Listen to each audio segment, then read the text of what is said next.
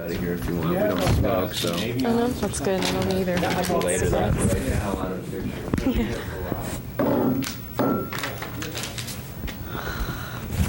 I have thirst over here, there, Tosca. Yeah, I know. My mouth's a little dry. And you will. It's okay the way we're set up. So I just need a sound check? Check. Check. 1, 2. Check. Check. Okay, yeah, Check. that's cool. Thanks. Perfect. Just a sec. Just a sec. Slurp some water into the mic. Okay, I just have to record my bars. I saw Madonna Truth Eater have it on video.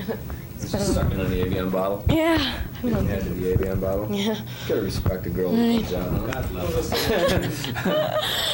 Okay. Could I go? Okay. Okay. You we're can ready? focus in on the. Okay. We're rolling.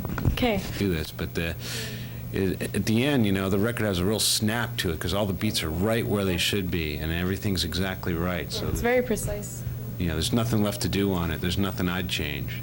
So you think it's the best Megadeth work to date? I do. Yeah. Yeah, I've for played now. on every single record in the band so far, and I definitely think that it is.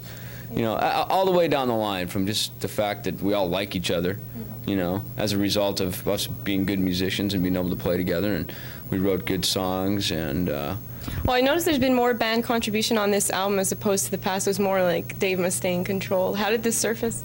well, it's taken a long time for Dave to kind of relinquish a lot of that control and really trust everybody else. I mean, he's trusted me all these years, and I've trusted him as well, you know, and it's taken a long time to get the right guys in the band, you know, and finally, you know, about 3 years ago, well, 3 years ago we found Nick Menza, and about a little over 2 years ago we found Marty.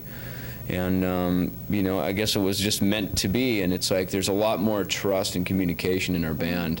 And it's the kind of thing where, like, we never go to bed at night pissed off at one another, you know, and we just kind of resolve things and make sure that they're done, because it's like, you know, it's like life is really too short, and anything could happen at any given time to, like, be bummed out at somebody or to, like, have some sort of a resentment, you know, especially over some tiny little thing that can really just snowball into a big deal. That's how a lot of bands break up.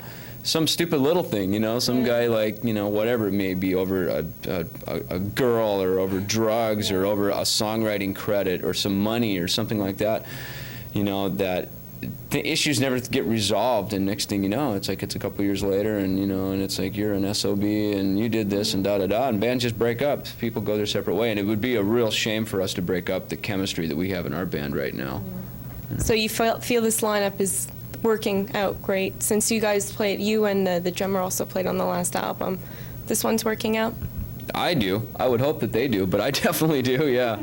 Yeah, I mean, it works out great. I mean, we love what we do. It's not like we have to adapt and change to fit the style. I mean, this is us just as much as it is the other members of the band. We all totally dig it. It's not like, well, I used to be a Holiday Inn jazz guitar player, but I figured out how to play the guitar parts for Megadeth, so I'm doing it. You know, it's not like that. And whereas in the past, I think that they were forced to just get the best guitarists they could get to do the gig, and they had to do a lot of adapting and changing. You know, this is what I want to play. This is what I grew up wanting to play.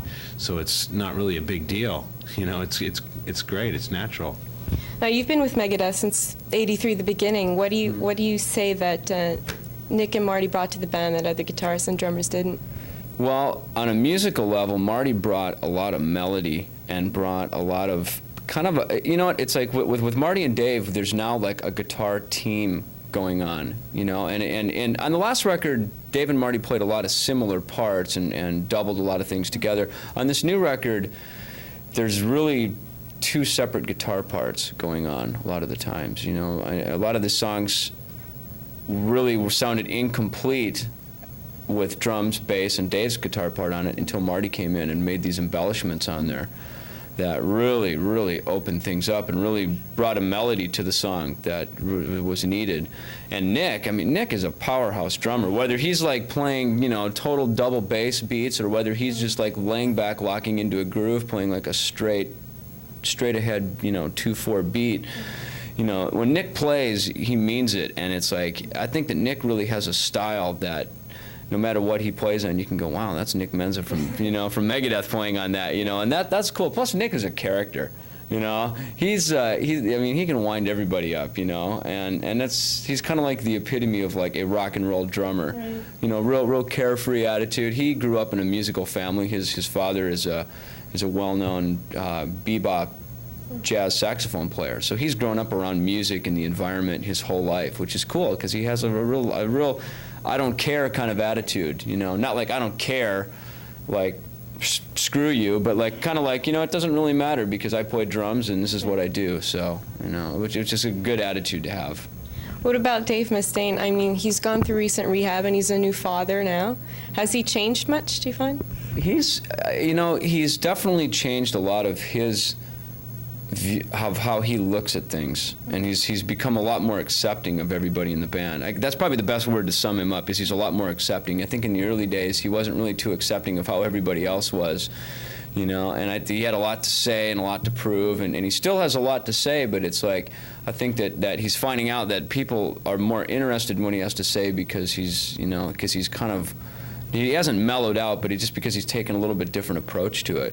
I mean, in the United States, there's a thing called Rock the Vote right now, which Megadeth is involved in, and Dave is actually a spokesman for it, you know, and things like that, you know, it's really cool that they come to us about it. It's not like we went knocking on their door going, hey, let us, you know, represent Rock the Vote. I mean, they came to us about that, and we were kind of leery about it because, to be honest with you, we didn't know if the damn voting system worked anyway, you know, and they came to us about it, so we figured, you know, we'll give it a try. And I mean, it's a chance for us to, like, uncover, discover, and discard some information ourselves. Well, what place does politics have in music? None.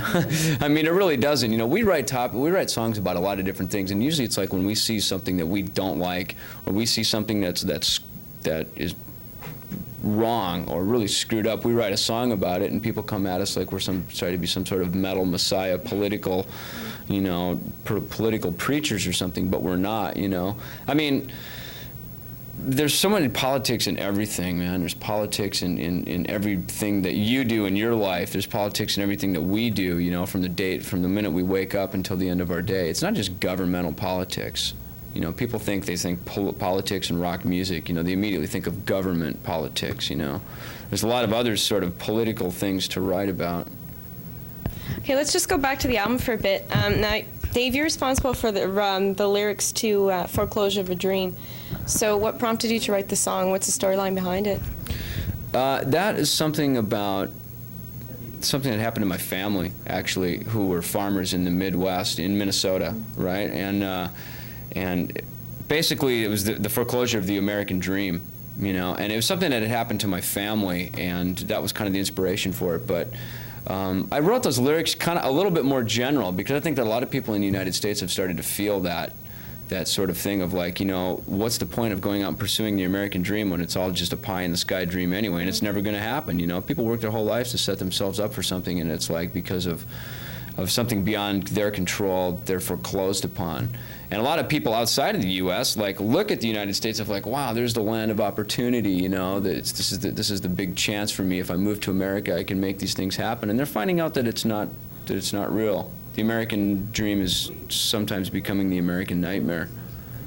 Now, out of all the songs on the album, what song stands out the most for you? You know, I get asked that question a lot, and it's impossible to answer that one because, you know, when we made this record, we didn't go in with the attitude, well, this is the single, and let's work extra hard on this, and everything else is just going to take a back seat. We didn't know which ones were going to be the singles. We didn't know which ones were going to be the featured songs, as it says there.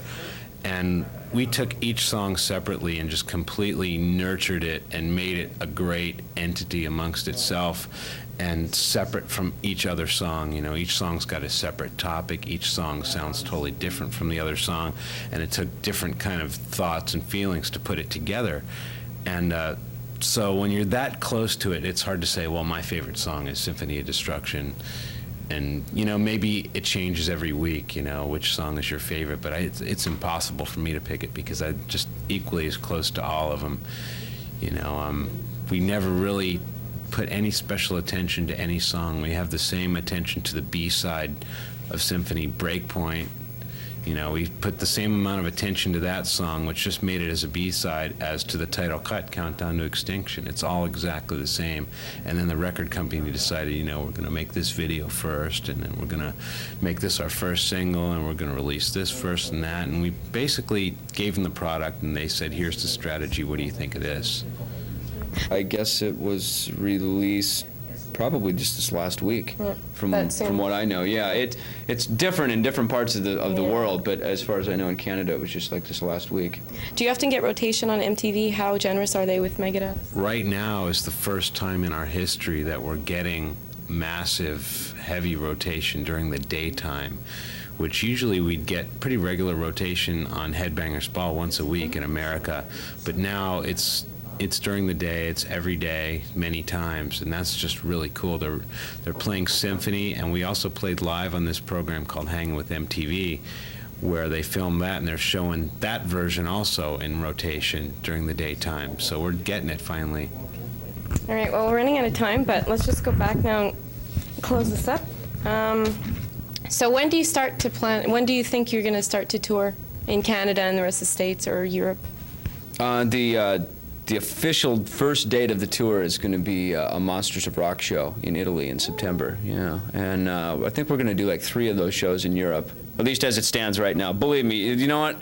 You can't go by any of this until we're actually on stage doing the gig. But the North American tour, which will include Canada and the U.S., will start in, I believe, the end of October. Okay. We definitely hope to see you in Montreal. We'll be there. I'm dying to see it. Okay, this is the album. Don't have a cover for you, but it's on Capitol Records. It should be on sale as of now in July, and the title is Countdown to Destruction. Thanks a lot, guys. Whoa. Countdown to... Can we do that over again? Take 2. Instruction. That's our new I video need the bar. the record. So this is the album from Megadeth, 5th album, and it's on Capitol Records. Should be on sale now in July. Countdown to Extinction. Thanks a lot, guys. All right, thanks. Can we just get them to do promo? Like intro? Countdown to instruction. I said extinction. I'm sorry. We've got Countdown to Extensions. Extension.